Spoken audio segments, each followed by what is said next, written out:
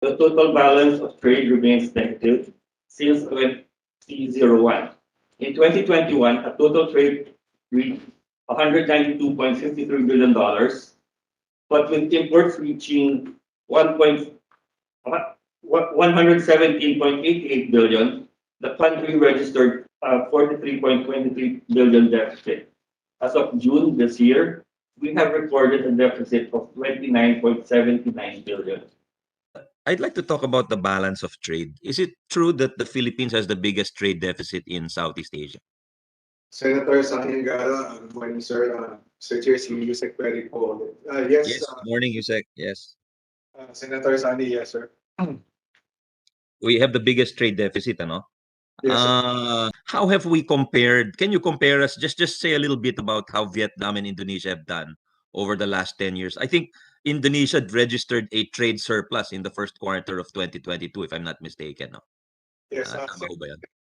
thank you, Senator. Yes, Senator. Si Vietnam is more of export-led yung development niya.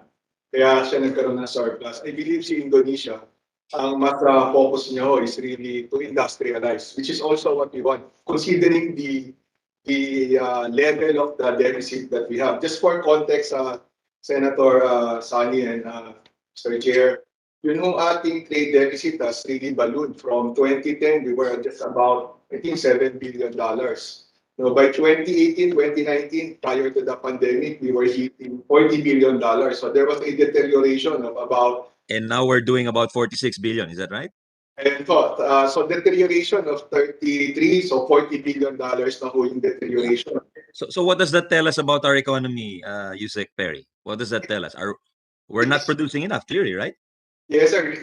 We are growing, but to fulfill the demand from this growth, we have been importing massively. And if you look at, Senator, the main commodities, the main drivers of the deterioration, it will be, of course, rice, petroleum, but kailangan naman natin yun. So if you exclude that, ang papasok na steel, cement, petrochem, and very important, automotive.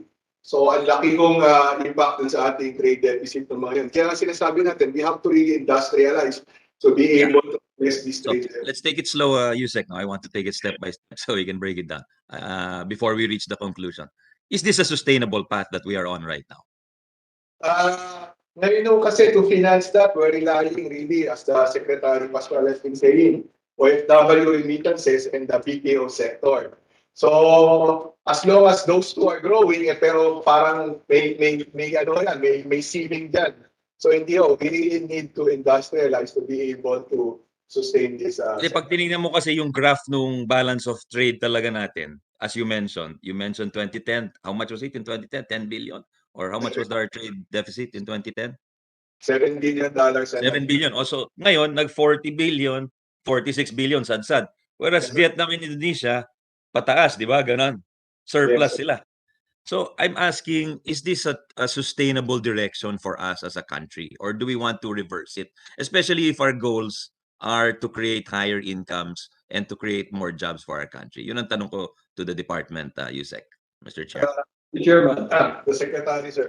Yes, please. why I'd like to shift the focus of the department towards real effort in industrializing the country. That's the only way we can sustain an economy that's to have a sustainable and inclusive economy.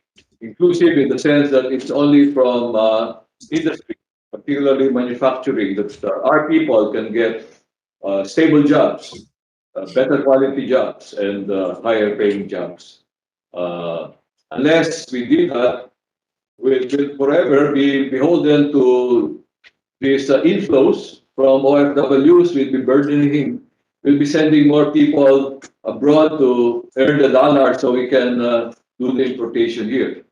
That's not sustainable. The other effort we're doing is trying to encourage enterprises that will produce goods that are currently consumer goods, like processed food products that are currently being imported. Whereas we produce the raw materials here, and it's a matter of just taking one or two more steps to be able to produce competitive products. We need to have that focus, industrialization, and it's not import substitution; it's really industrialization to so that we will not feel the growing local demands because of the influx of remittances from abroad with imported items. Yes, thank you. Thank you, Mr. Chair. Thank you, Secretary. That was the answer I was hoping for, actually. So I think we're on the right track when we say that we want to have higher value paying jobs. Pero pag tinanong kasi where are the jobs going to come from, minsan ang sagot ng ating economic managers is construction. So honestly, are higher paying jobs going to come from construction? Kasi clearly hindi, di ba?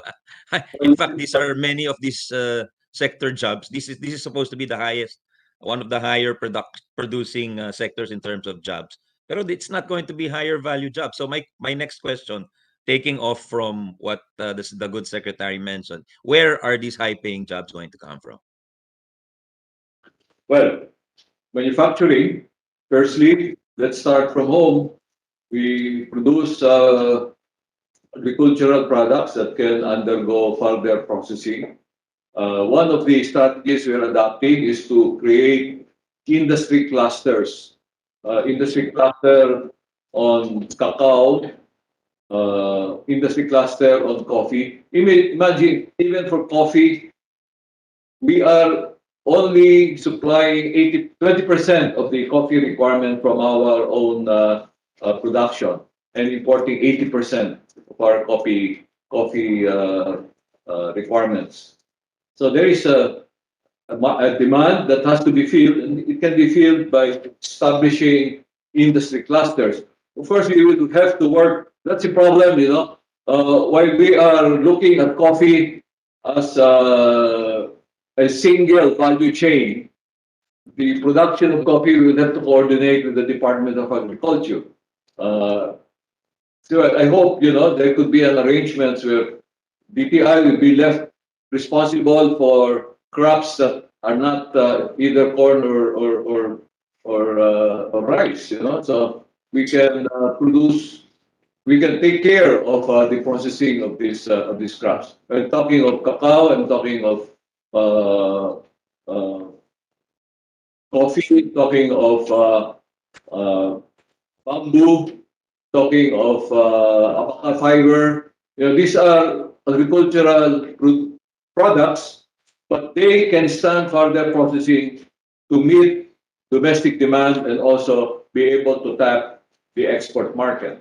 And I hope, you know, well, either we get full cooperation from the Department of Agriculture, or we will go ahead and even take care of farmers in producing these crops or improving the quality of these agricultural products.